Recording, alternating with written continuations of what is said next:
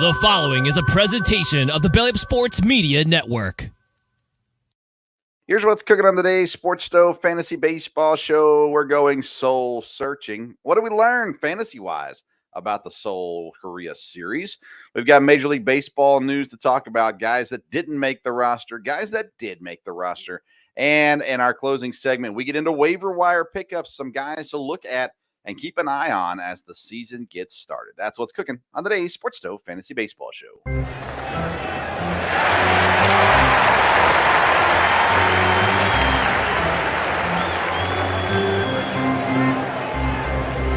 Play ball!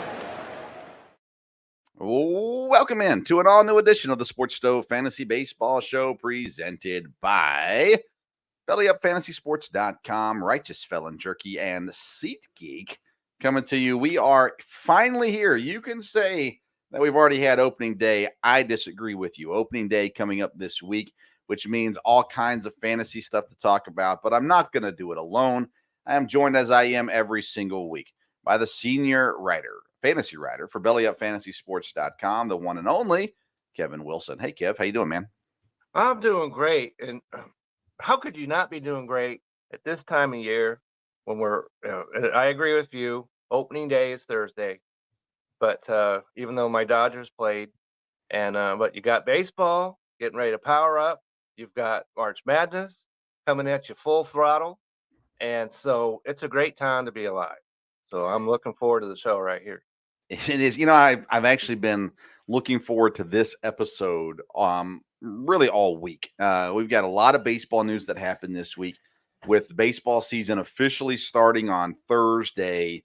I'm getting ready to pay for my subscription. I'm not doing the $150 thing, but I'm going to do $30 on MLB. I don't know why I'm promoting this. $30 on MLB TV, and I get the radio broadcast of all the games, along with minor league games, the big inning, which is kind of like the NFL Red Zone, and stuff like that too. So I'm going to do that. I can afford $30, so I'm going to do that. And it's just got me excited. I watched a spring training game yesterday of the Brewers, and so I got to watch some of the Brewers playing there. I also tuned into a few other spring training games going on yesterday too. So I'm just ready for baseball season. March Madness is on. I'm keeping track of it, but I don't have any horse in the race.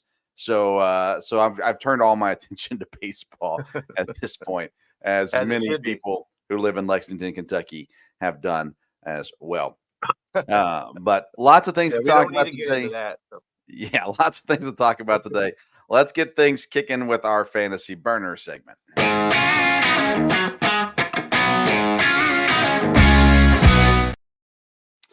Our fantasy burner is presented by SeatGeek. SeatGeek.com is where you can go to get your tickets to your next baseball game, wherever that may be. And if you use the code BellyUpSports, you're going to get $20 off your first purchase. I actually need to get on there and check out the Brewers-Reds game, first one that's coming up. I need to check on that and see what we can do, get to a game. But nonetheless, SeatGeek.com, use the code BellyUpSports. For our fantasy burners segment, what I wanted to look at today was what we learned from the Seoul Korea series, fantasy-wise, out of the players who played Los Angeles and San Diego. Who do we feel better about? Who do we feel worse about coming out of that series? We'll talk about the scandalous news in a little bit, so we'll stick to fantasy baseball at this point. So Kev, let me start with you, man. Who are you feeling better about after paying attention to what happened out in Seoul, Korea? Well, I'm going to start off with the pitcher, Tyler Glasnow. Okay. Because neither you or I were exactly climbing the walls over him, because any pitcher that has 120 innings as his max is, to me, a problem. And so he pitched well in the spring. And we saw what the Padres did on Thursday by racking up all those hits, but they only scored 2 runs in the game he was pitching. And so I know your dad drafted him. Yeah. And so he's excited about it. And I said when he did draft him, I was already coming around a little bit at that point. And so and he showed on Wednesday that can be. We knew he could pitch well, Right. and so the only question we have about him is how long can he go. But right now, I'm feeling very much more confident. If we were drafting today instead of last week, I would be looking at him as possibility as a pitcher you could build your staff around. Maybe, well, certainly not as high as some of the other guys, but I'm feeling much, much more, even as a Dodger guy, much more comfortable with Tyler Glasnow than I was even a couple weeks ago. That's interesting. He went 5 innings, 2 earned runs, 3 strikeouts, 4 walks, 10 fantasy points in the way that our league is set up. If he gets a decision, obviously that bumps up as well. Winning and losing pays pretty big dividends in our league as well. Yeah, I think, for me with Glasnow, I expect him to be decent when he's pitching. The question is how long will he pitch?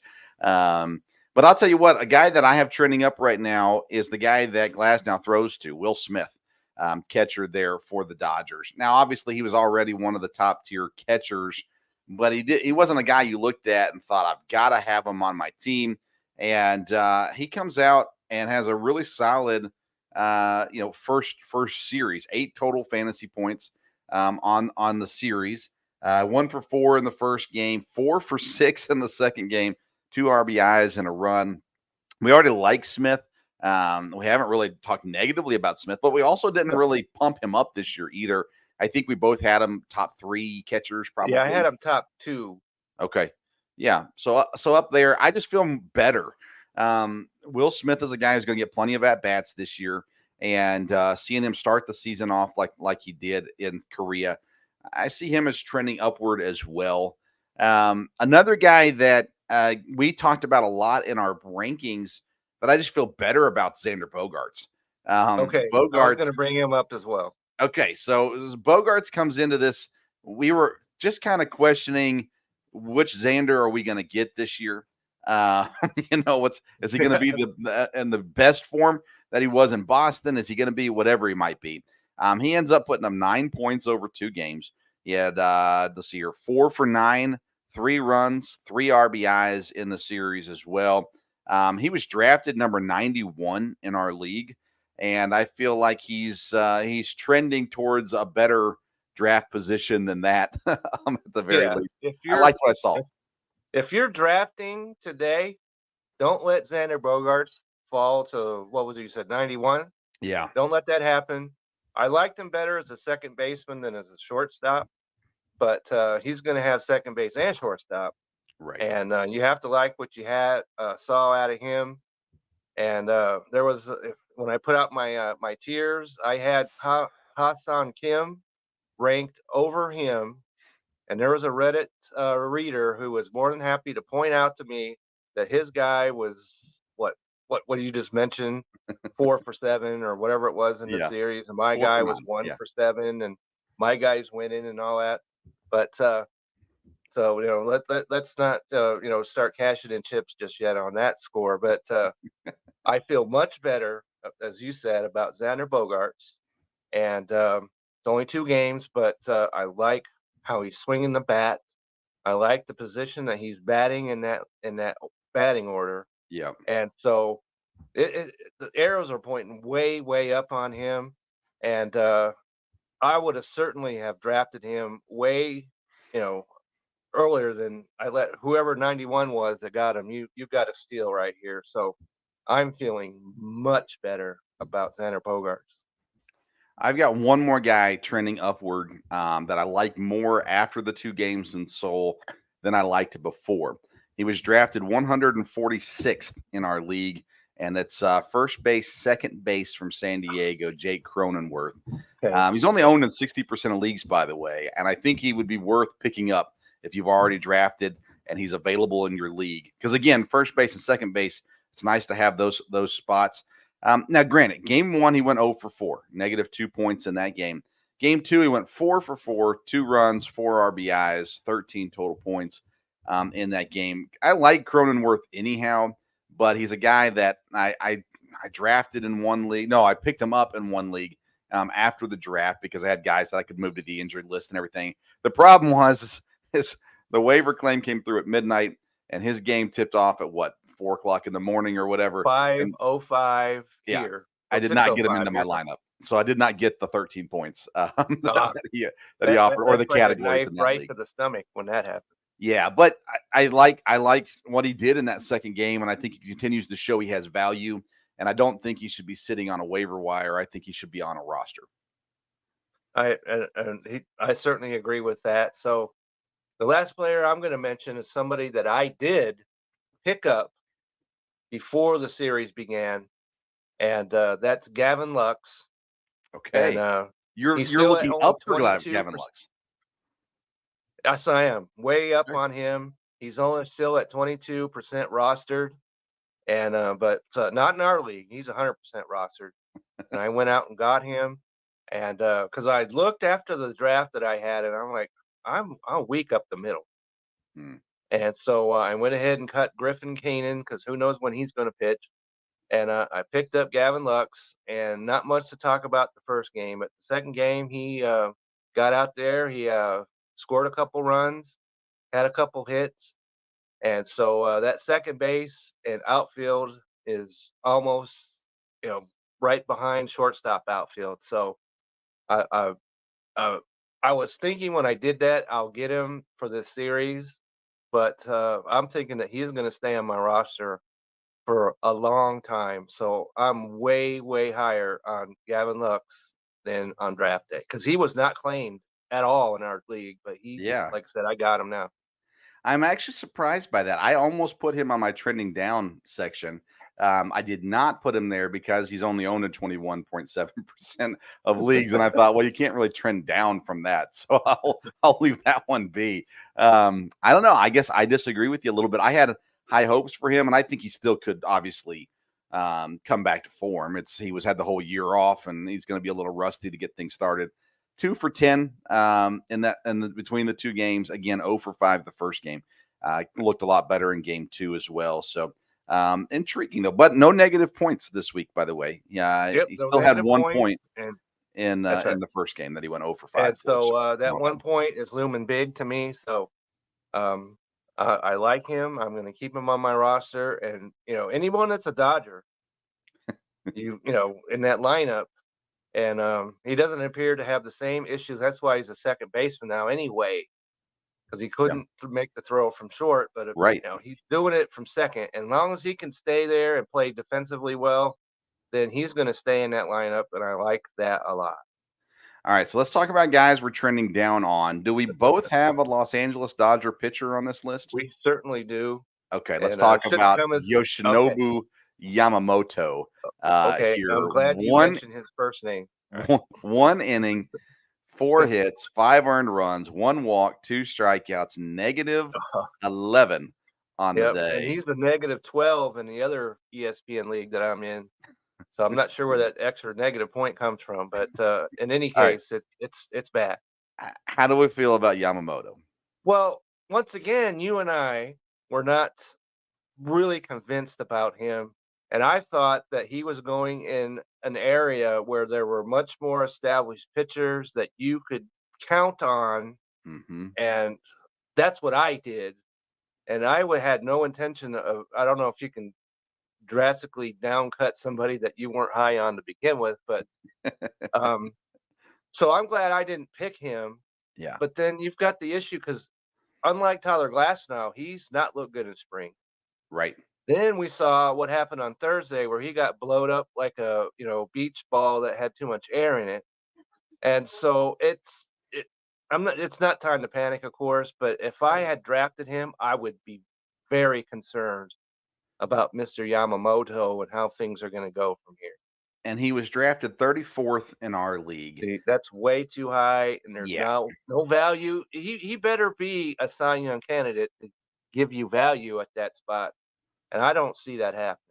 Yeah, I mean, at 34, now again, do we think he's going to throw out negative 11 every game? No. No. Give him some time to adjust and all that kind of stuff. I'm sure he'll be okay. I'm just not sure he's going to be a top of your fantasy rotation okay Right. when it's all said and done. And I was worried about that. A lot of hype. following off of Shohei's coattails, where Shohei was it. And, man, that's just a lot of pressure on somebody. And, Yamamoto did not look good. I will drop him down a bit as well. I don't think that he needs to be dropped off your roster if you drafted him. No. But you're probably having some regret right now that you drafted him where you drafted him. Yeah, don't overreact. Right. But on any of these guys. Yeah. I wake up at 5 here to get ready for my day. And I put on the TV and there it is. Dodgers Padres live. And if you watched him, you didn't like the way that he looked, not just the way, but his look, right? He looked like he was shell-shocked, and he looked like he was bewildered. And that's not what you want out of your, presumably your number 2 pitcher. Yeah. And so I'm concerned about it, and even more so because I'm a Dodger guy. But if I had drafted him, I would be really concerned right now. Yeah. All right, let's go to somebody else. Let me throw out James Outman, the outfielder for the Dodgers. He's only owned in 38% of leagues, so I won't waste a whole lot of time on him. He was 0 for 6. He did, again, positive fantasy points, but that's going to come back to bite you. You got to put the bat to ball. And he wasn't going high in our league. He was added via free agency by Kevin Wilson. So he didn't get drafted in our league. But I know last year he had moments of good fantasy relevance, and I'm not in on James Outman right now. Well, I picked him up because he was playing, and so I'm trying to get those extra points. Chase, he had some guys in that series, and so I knew I was going to need to get something. So I picked up Outman. I'm certainly not here to jump up and down about it. But he's just outfield, and there are certainly better outfield options than him. But I just picked him up. I did get, as you mentioned, positive points from him. But I'm not ready to, erect, a shrine to him or anything like that. So he's certainly not the guy that I'm going to be, He'll be part of that turnover, that roster turnover. Right. Yeah. And that happens with me. I'll be, turning over 100 and probably 19 players before it's all said and done. But probably you could be sure he'll be one of them. All right. Who else do you have trending down after this week? Trending down, I've got Ha-Seong Kim. As I mentioned, unfortunately, I've attached my wagon to him on Reddit, and was only read by about 16,000 people. So it's not like I can run and hide from this. But he did not look good at all. And 7,000 Padres hits, and he wasn't head and shoulders. And no, he was not one of them that did that. And so I'm not saying drop him, of course, but if you're drafting today, you might want to put the brakes on Ha-Seong Kim. That's all I'll say about that. Yeah, he's on my list too. 0 for 7 on the week. He was drafted 114th in our league. So again, that's value's fine there. He's got that second base, third base, shortstop eligibility. Made us high on him. We talked about him and all of those rankings. At the end of the day, though, I don't feel near as good about Ha-Seong Kim as I did last week. And I'm not sure. I don't have him. I don't think I have him on any of my teams. I'm in 4 leagues this year. I don't have him either. Somebody else jumped up and got him before I got a chance, and so that worked out well for me. Yeah. Now again, Kevin already said this. Don't jump to major conclusions off of 2 games. Give it some time, but definitely just the way that we're feeling about these players. We're higher on some than we were, and we're lower on some than we were as well. And let's talk real quick though about Yamamoto one more time. I mean, how many more games does he have to perform this way before we label him a bust? Because I don't think we can label him a bust just yet. It's just 1 game. No, it's 1 game, as you said. And I would say I'm going to give him 2 more starts. Okay. 2 more starts. And if he's at -11 or even negative at all. Right. If he's not double digits. Right. If he's that's right. If he's not at 12, or something like that, we're not talking about he's got to give us 40 plus, or any of Right. that stuff. But if he is not in the teens by his third start, Busville all over the place. Yeah, I probably give him 4 starts total, so 3 more starts. If he doesn't hit double digits in that time, then I'm letting him go. I'll probably try to trade him first, but then he would be on the waiver wire for anybody who wants him at that point. So, all right, Right. hey, that's it for our fantasy Hopefully burners. it's not happening because okay. Okay. Reminder to go visit SeatGeek.com for all your ticket needs. Use code BellyUpSports for $20 off your purchase. It's time for our second segment of the night, the call to the pin.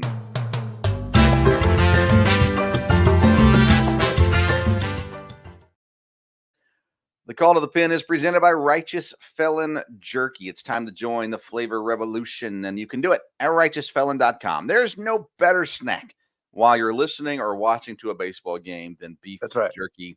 And Righteous Felon has all kinds of flavors for you to enjoy. Go to righteousfelon.com, find your new favorite flavor, and use the code STOVE15 at checkout. STOVE15. You're going to get 15%. That's right, a whole 15% off your purchase every time you check out at righteousfelon.com.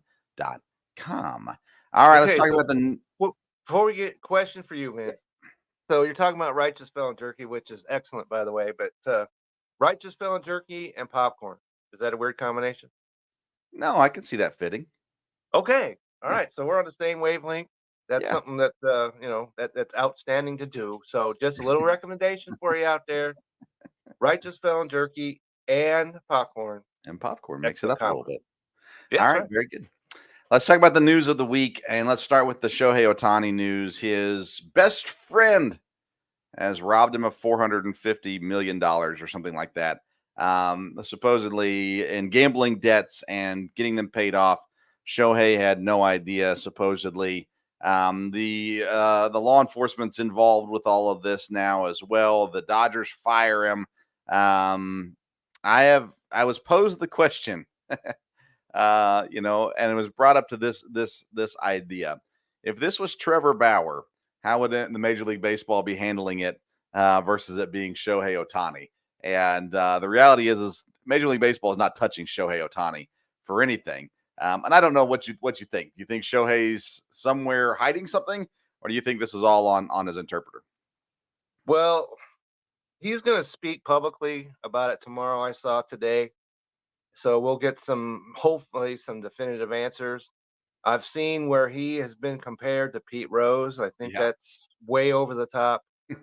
And what to me is probably the more likely thing that happened is this guy, was paid by Shohei, paid him, or Dodgers paid, or whoever paid him, and he incurred all these gambling debts.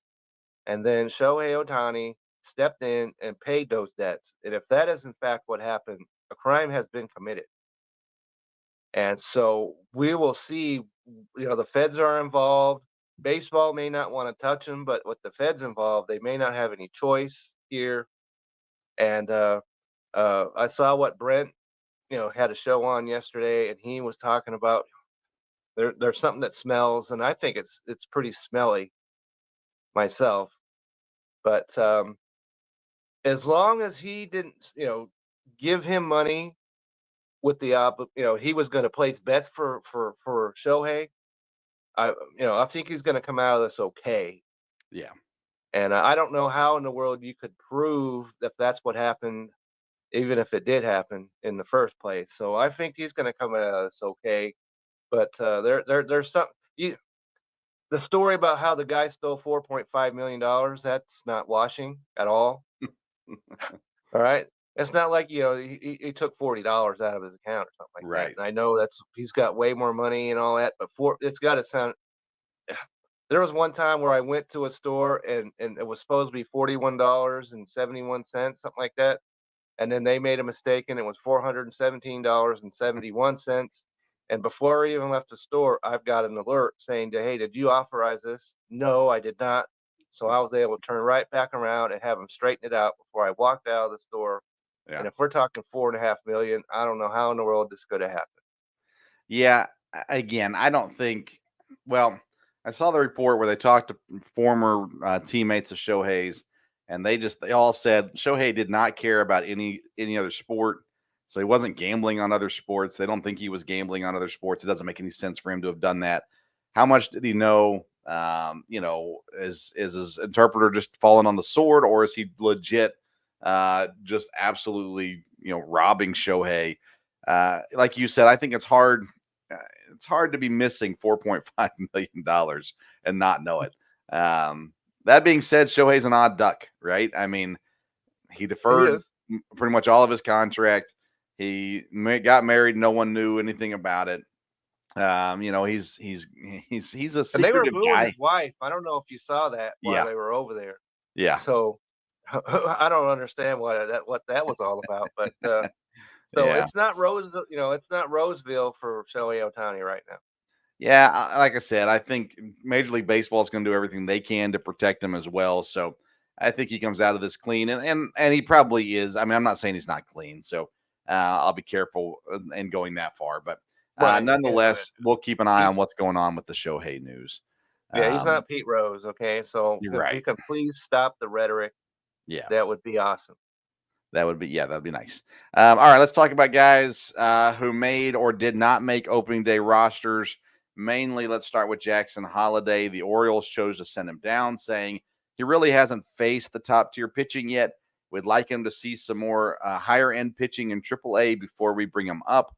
We know they basically said, we know what we're doing. We've been very successful at it with these young guys. We know what's best for him. We know what's best for us. And this is why we sent him down to AAA. But I will tell you, I listened to a lot of people that are professionals that follow Major League Baseball that said, I am really, really surprised that a kid who's batting well over 300 in spring training did not make the opening day roster. After they won 100 games, I guess you got to give them a little leeway there. Yeah. But as you mentioned, where is he going to face better pitchers than in spring training? Okay. Where he was actually facing major league pitching. As you mentioned, he was hitting over 300. And until they sent him down, I saw Fantasy Pro sends me an email about players you want to pick up, of which Jackson Holliday was one of them because he was hitting over 300. So you definitely want to draft this guy. Well, the next day he was sent to the minor. Yeah. So I'm not exactly sure what to make out of this. He seems like a guy you need on your roster, and you've got the opening in your at second, so why not? I'm not sure I'm getting this. Yeah, who is better than Jackson Holliday that's going to play that position? And I don't think you can answer that honestly and say no. anyone. I'd have to go to the Orioles roster to pull. I have no idea who their starting second baseman is, and it wouldn't matter to me if I did know. So he's not going to be on my roster. You can be sure about that. I was surprised by it. Now, I drafted Holliday in 4 leagues. I'm in 4 leagues. I drafted Holliday in all 4 of those leagues. Some I took earlier, some I waited and took later. Knowing there was a possibility that he wouldn't make the opening day roster, I still feel confident that within a month or month and a half, he'll be back up. And so I'm going to hold on to him in all 4 leagues. I'm just going to have him taking up a roster spot for me. And I'm going to do it and be fine with it. Now, if I get to July and he's not called up yet, well, then I'm going to be probably kicking myself. But at this point, I don't think it's going to be that way. I think you get him a month to 6 weeks into the season and he gets called up. I mean, between injuries alone, the chances of him getting called up are high. So I like the idea that I have him on my roster. One of those is a keeper league, so I've got him for the rest of my life if I want him. And I think he'll be fine. I'm still surprised by it, and I'm not sure. Again, the Orioles have done well with young talent, and they've won with young talent. So I guess you got to give them a little bit of okay. They know what they're doing, and this seems really weird as well. So, but I mean, again, you bring them up in 2 weeks, and the fanfare goes nuts again. So maybe it's a publicity stunt. I don't know. Right. You just want to make, if that's what's happening here, you want to make sure that does the season can start to get away from you really, really quickly. So And even though they won 100 games, AL East is not an easy division. And No, it's so, not. and so you can't play around. Right. And if he deserves to be on the major league roster, get him on the major league roster. They don't have the thing where, they had to miss a month or whatever so that they kept their service time intact or whatever. That's all out the window now. So if he deserves a spot, get him on the roster. I'm guessing their AAA tickets sales went up very quickly. So maybe that's what they needed, a boost at the AAA level ticket wise. Who knows? Two guys who did make the opening day roster, though, would be the Texas Rangers' Wyatt Langford and the Milwaukee Brewers' Jackson Chourio. Both of those guys are dynamic young players, and both of them are going to get a lot of playing time here early on. Jackson Chourio, he made it on a team or two of mine. He made it in every league that I'm in. He was drafted.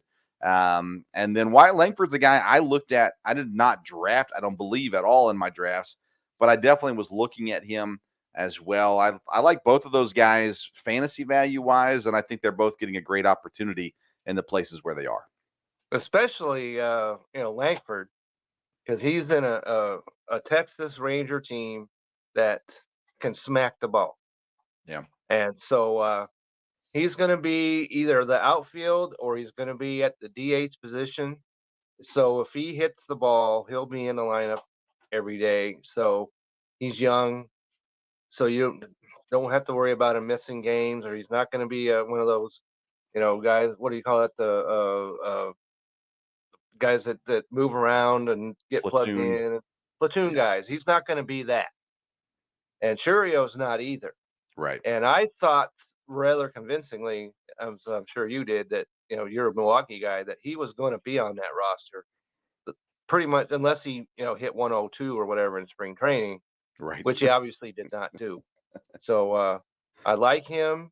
I like Langford better because of the lineup he's in, but if you got Chourio on your team, you got to be pretty happy. Yeah, I'm interested to see ultimately where he ends up in the Milwaukee lineup. He has the potential to lead off some games, which is a great opportunity, of course. But they'll move him around a little bit. The thing that really helped out seal this deal was the Sal Frelick move to third base. The manager announced that they're going to have Frelick as the third base against lefties to keep the bats in the lineup where they can have a heavy left-handed lineup. And then he'll play outfield against righties or sometimes get the day off. But he's going to be on the field a lot. Well, that opens up an outfield spot for Jackson Chourio. They've got Garrett Mitchell out there as well. Of course, Christian Yelich there too. So, I mean, I know most people could care less about the Milwaukee Brewers. The biggest battle they have right now is at catcher. They've got a starting catcher, but they've got two backup catchers, Gary Sanchez and Haas. And Sanchez is a horrible defensive catcher. Haas has been raking here in he was at Detroit before, and he's been raking around, in spring training. Right. And now the question is do they keep three catchers? I mean, the thought was Gary Sanchez would be a DH. So do they end up keeping Haas up as a third catcher and seeing him maybe take innings behind the plate and keeping Sanchez just a DH, or does Sanchez even make the team? Who knows? We'll find all that out pretty soon, but most people don't care about Milwaukee, so I won't go on and on about that. Milwaukee Rangers solidified their rotation, signing superstar starting pitcher Michael Lorenzen. Well, maybe that's a little bit overblown, but I actually like Lorenzen. I like Lorenzen, and I like the signing for the Rangers. Yeah. I do too, and he's a guy that they can have him in rotation. But right now, it looks like you don't want him on your roster just now. Okay, agreed. Because what they're going to do with him, they're going to do with him is he's going to be their long relief pitcher out of the pen. Okay. They've got their starters right now, of which he is not one of them. Okay, and so that certainly could change. Bradford is their number 5 starting pitcher who doesn't have a lot of experience, so he could get blowed up pretty, they want him to be the long guy in the bullpen to start with.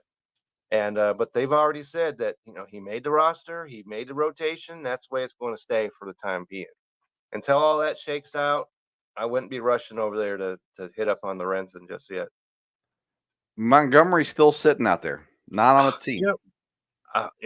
Martinez just signed with the Mets, and Yeah. so Jordan Montgomery is the only guy left of any real consequence. Yeah. And the season starts in 4 days. Right. And so if you happen to draft him onto your team, you've got to feel pretty rickety about the situation because we all thought he'd be in camp right now somewhere. Yes. And I saw earlier that the Yankees have reached out again to him. And with Garrett Cole news about the 2 months and all that, and their starting pitching wasn't overwhelming to me to begin with. So if you're the Yankees, I don't understand why you're not getting this done. And if you're over there, the super agent, Mr. Scott Boras, then you're not getting the deal that you wanted. You didn't get any deals that you wanted this whole winter. Yeah. So, but you need to get your guy in camp because let's say you don't want a guy that's held out for 2 months, right? Right. What if he doesn't pitch at all this year? If you're a team, what do you want for him now? So he needs to get this done to me Right. quickly. I mean, he's looking for the Blake Snell contract, something that's going to get him paid this year with an option to leave next year. And I'm shocked. I'm shocked he's not somewhere. I'm shocked he's not on a roster. I'm shocked that he doesn't have somewhere to be. I mean, it just blows my mind that we're here and he still is. I have him in one league, and I don't know how long I'll hang on to him.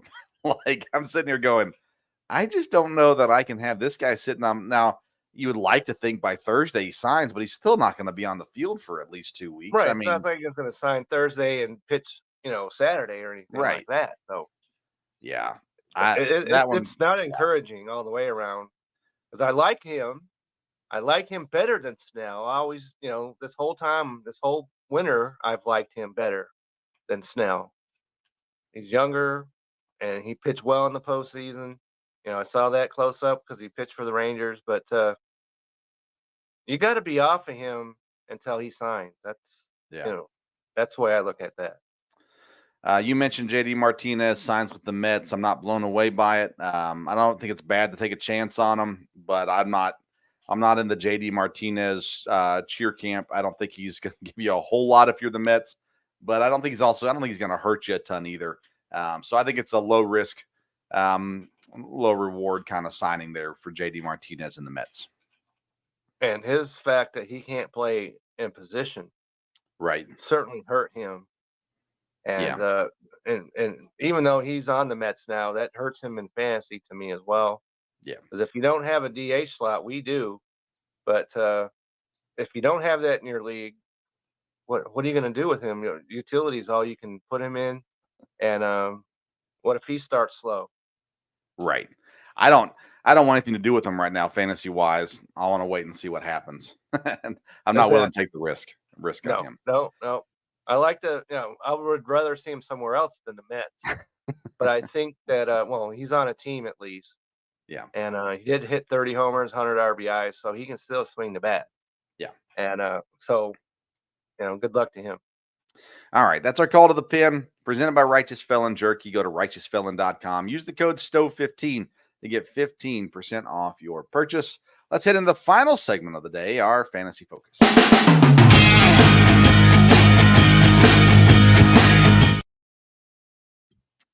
Our Fantasy Focus is presented by BellyUpFantasySports.com, your one-stop shop for all things fantasy, with articles on fantasy football, fantasy baseball, fantasy basketball, fantasy hockey, fantasy everything you can possibly think of. And it's, of course, the place where you can find all of Kevin Wilson's articles as well. This is the segment we'll use all throughout the season for ads and drops when it comes to waiver wire pickups. But since we really haven't had much of a baseball season just yet, we decided to look at waiver wire prospects to go ahead and put a flag on and keep an eye on throughout the season that we think is going to be worth picking up at some point during the year, not necessarily this week. Although my first one is a guy that I think you could definitely pick up this week, Kevin. So I'm going to start us off. We talked about him before we came on live. San Diego Padres, Jackson Merrill. He is currently owned in 19.2% of leagues. He's listed as a shortstop, but he's the everyday center fielder for San Diego. I snagged him up in a couple leagues and actually drafted him with my last pick in one draft. Picked him up in a waiver wire on another league. And because he's going to get that center field eligibility here real soon as well, I think you're fair to go ahead and go get him now versus waiting on him too much longer. I agree with that. And I was on to him as soon as I saw that he was, in fact, the Padres' opening day center fielder. And we've talked about Jackson's up and down all over the place, but him, we didn't talk about him. Right. And but he's the only guy out of all these Jacksons, and I don't know how people all of a sudden are being named Jackson all over the place, but as you mentioned, at shortstop and an outfield, that is extraordinarily difficult, to better. Right. Because you could put him at shortstop, you could put him at shortstop second, you could put him in the outfield, you could put him in the utility spot. So there's a lot of value here. And like I said, you beat me to him. And I wouldn't, climb, too much, because everybody in the Padres uniform had hits in that last game against the Dodgers. But he did have 2 hits and 2 runs scored. Yeah. So I was certain, because I looked at my draft, as I mentioned to you before we came on air, and up the middle for my team is not looking all that strong to me. So I thought, wow, a shortstop outfield, if he can hit the major league pitching, is somebody that you need to look at. But you beat me to him, as I mentioned, and so I was fortunate. I hope it works out for you, because I'm Thank really you. excited about him. Yeah, I was fortunate. I was in a draft and I was looking at my roster and I was like, I could really use another shortstop. So I pulled up the shortstops. We were coming down to the end of the draft and I saw Jackson Merrill, and I'd seen him around. I've been in a couple of drafts before this one. And I was like, let's do some research on Jackson Merrill real quick. I had a little bit of time before my pick. So I started researching Jackson Merrill and saw everyday center fielder. And I said, I want Jackson Merrill on my team. so I went and drafted him in that league. Like I said, I picked him up in our league immediately after the draft. I claimed him. And then I think I have him in another league as well. So I love the versatility he's going to get. And right now he's available in a lot of leagues. So now's the time to go get him. Yep, for sure. But don't wait too long, because he's gone up 14, last I looked, 14.5% in the last 3 days. So if you want him, don't wait too much longer, because he's going to be gone. All right, let's talk about some guys that we're looking ahead to that say, hey, you need to keep an eye on this guy, because at some point during the season, I think he's going to be worth picking up. Okay, so you went with the untested rookie. I'm going with the tested veteran as my first choice here. Also a shortstop, and that's Trevor Story of the Boston Red Sox, who is at 22.2% rostered right now. And we're talking about it, and he's healthy.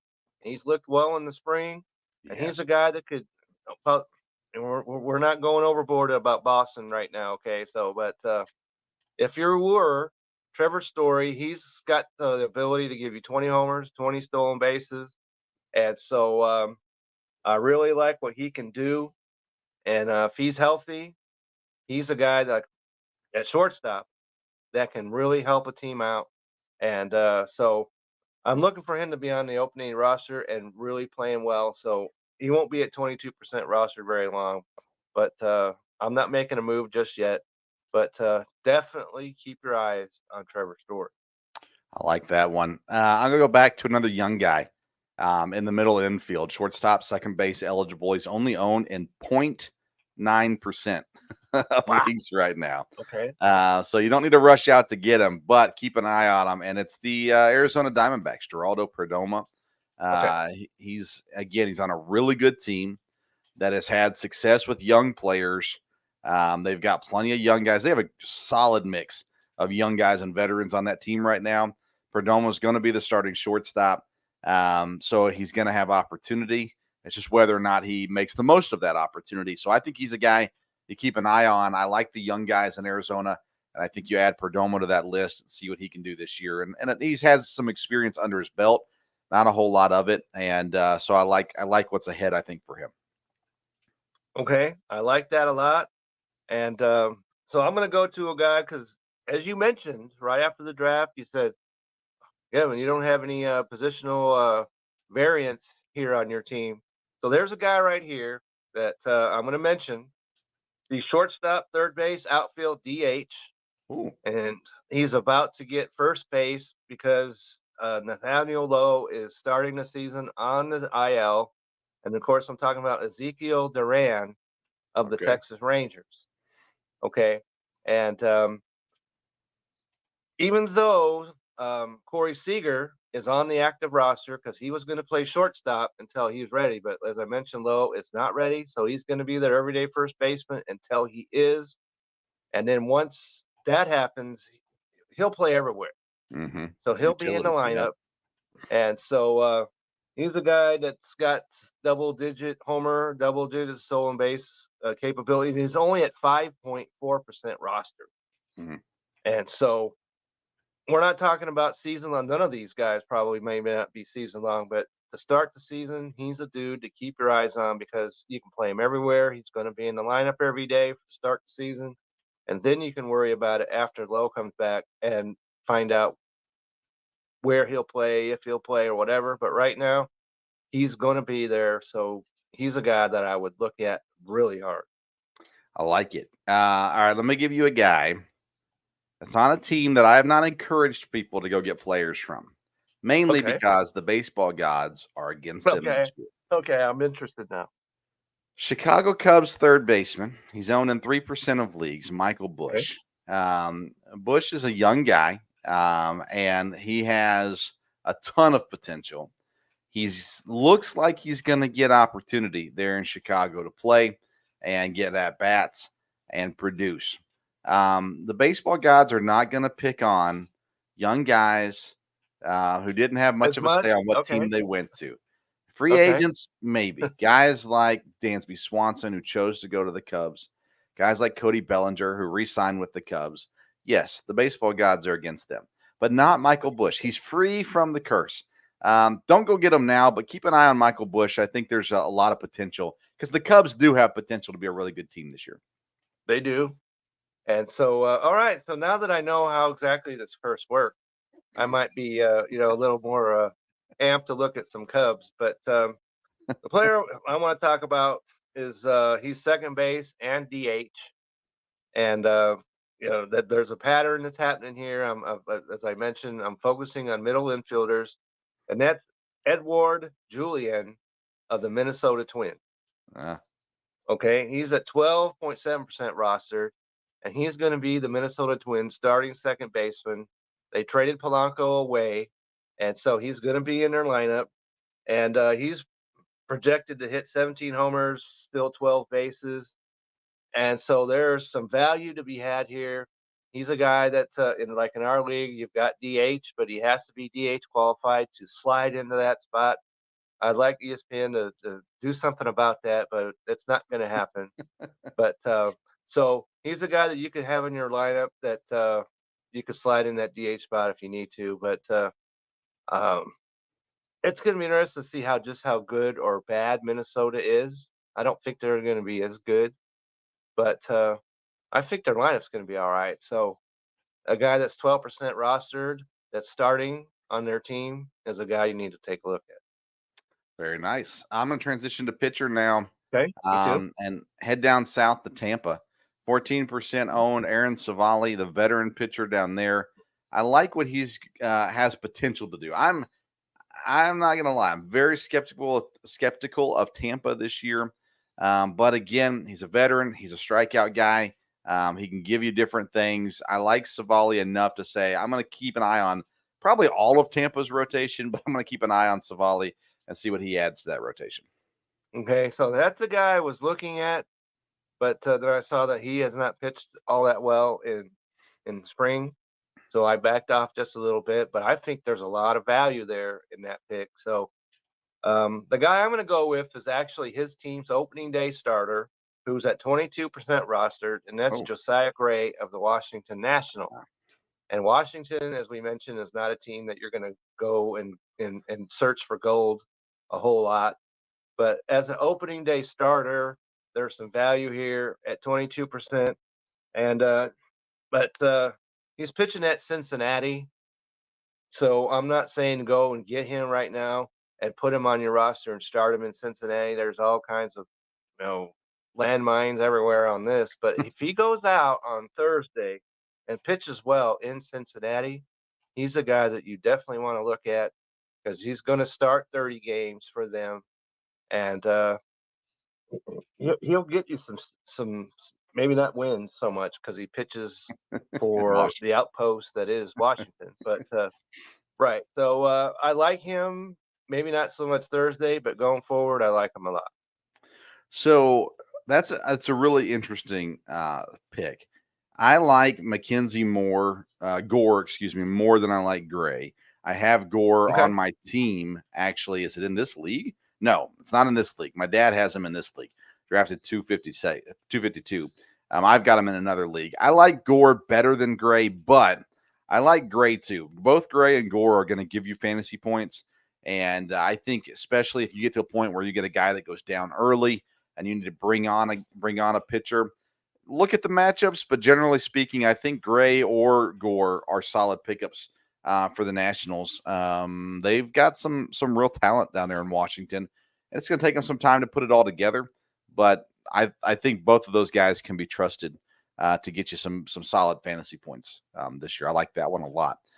Okay. Now, I can't go through a waiver wire prediction section and not talk about any Brewers. So let's go to DL Hall, the Milwaukee Brewers pitcher, 6.5% owned. Came over in the Corbin Burns trade.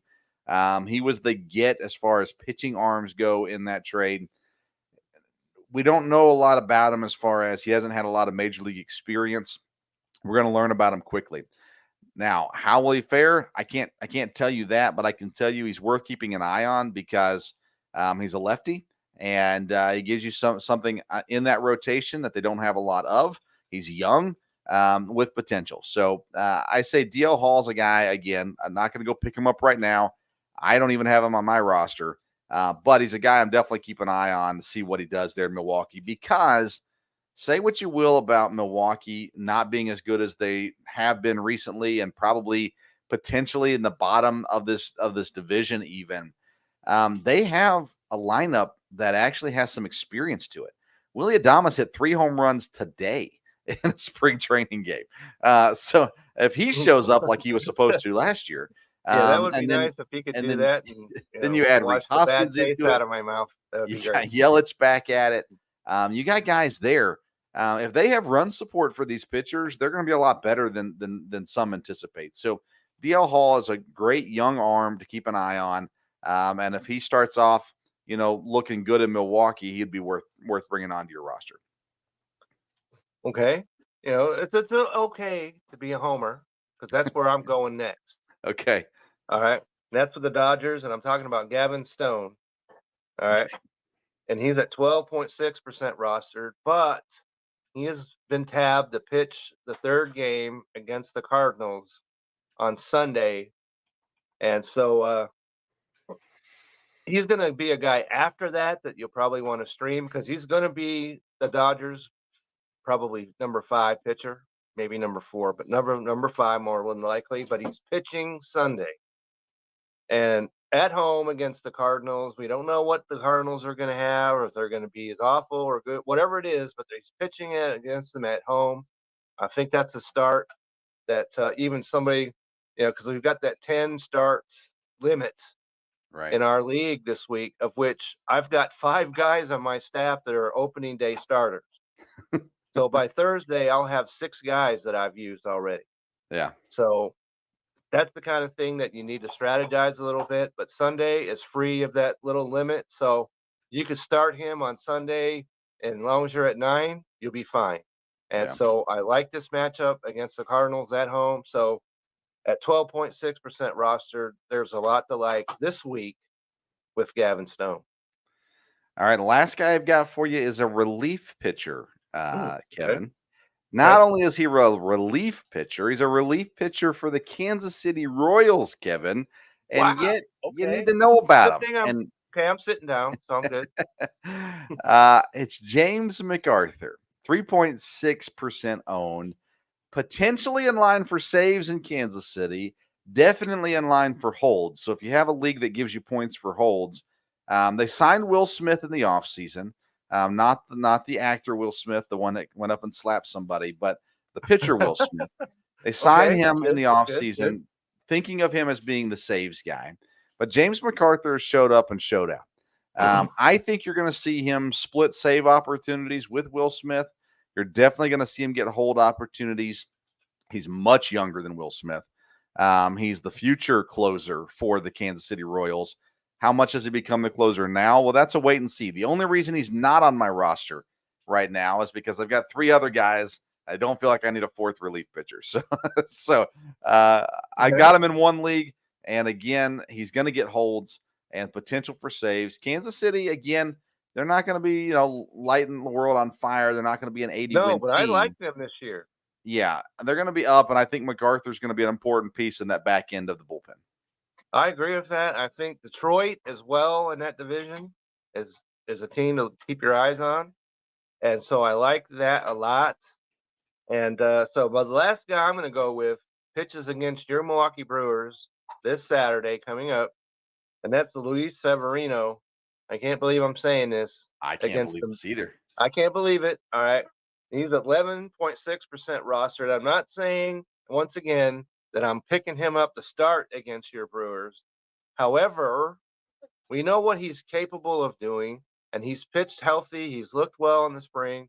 And so if he goes out and pitches well against your Brewers, and that's at home, but still, even so, if he pitches well against the Brewers, he's a guy that could be a starter that's available that you might want to look at going forward. So, like I said, don't throw down the gauntlet and pick him up saying, "Yay, Kevin said start him against Milwaukee." I'm not saying that, but keep your eyes on him because if he pitches well, he's a guy I would certainly be wanting on my team.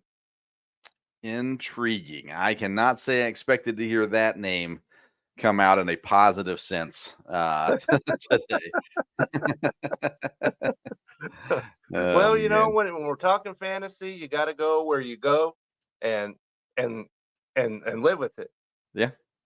Just like Very I got to true. go with Ha-Sung Kim, and I'm gonna have that guy, and let me know all season long how much better his guy is than mine. But hey, I did my research, and then I came up with the guy, and that's what it is. So there you go. I like it. I like it. All right, Kev, you posted an article just yesterday or today, recently. Yesterday I did because, as I said, I went because I heard that, and I think we even talked about it, that if you are an ESPN and you drafted this week and those games against in Korea count. Well, I joined the league and ESPN for the very idea that just to see if that's true, and it is true. It's 100% true.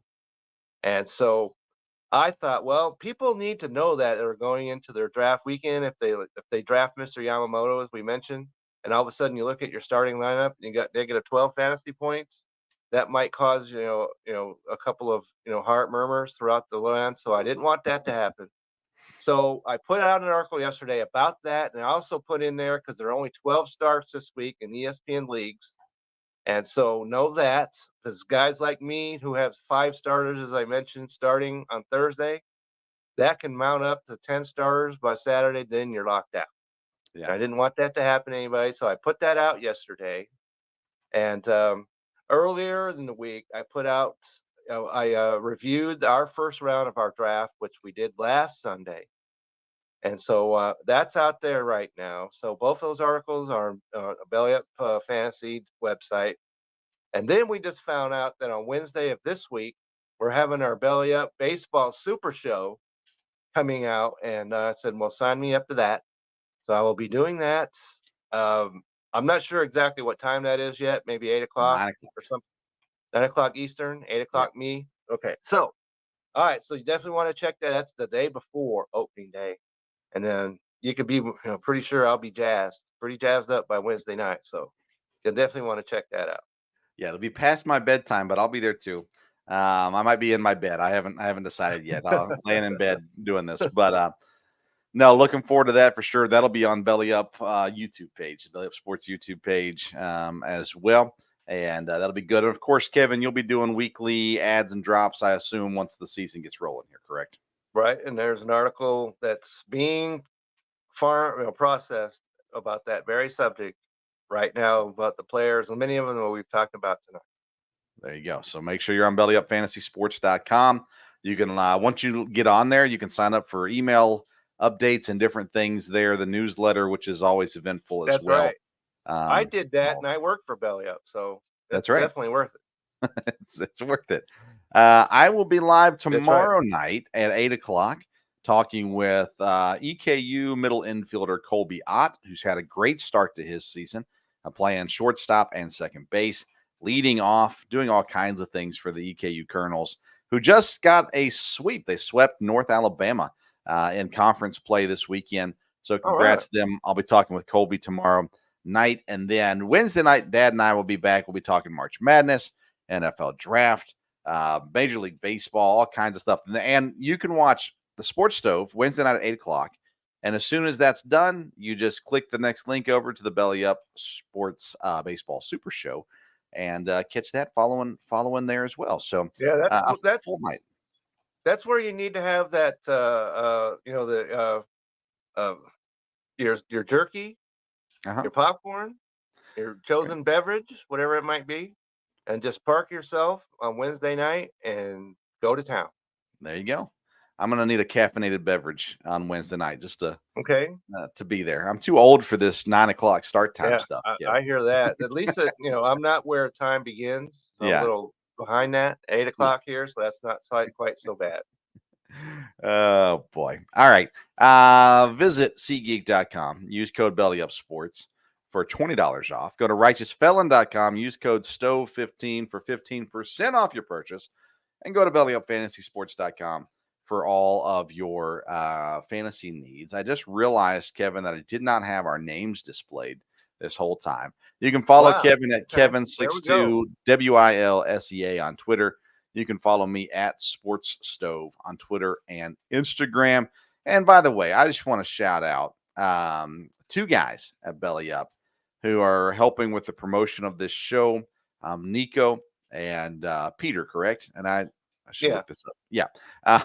Appreciate their help in promoting. They're going to start doing some social media work for us, getting us out there on the TikTok world, which I've never once ventured onto. I've never been on TikTok to this very second, so I know nothing. We are a little bit past that generation, but I think that we're banned, just based on age discrimination from going on that. But anyways, they're helping us out. Hopefully you'll be seeing more clips and more things around of this show as well. So I wanted to say thank you to them for helping us out as well. All right. Hey, it's baseball week. We'll get started things on Thursday. Check us out Wednesday night on Belly Up YouTube. And again, check out more of the Sports Stove throughout this week as well. Thank you for tuning into this week's edition of the Sports Stove Fantasy Baseball Show. Next week, we're talking recap results of how the week went going in. It's hard to believe that we'll be talking actual real baseball next week and looking at ads and drops for you next week as well, along with other Major League Baseball news. We did not talk about everything. Matt McClain may be having surgery for the Reds. This is horrible. So anyways, we'll talk about it all next week. Throw one name in, Jonathan India, based on that news that you just mentioned right there is a guy you need to take a look at because McClain is out for, we don't know how long. We don't know, and it stinks because I drafted him, but that's all right. All right, thanks for tuning into tonight's show. We'll talk to you more next week about it all. Until then, we'll see you around the Sports Stove.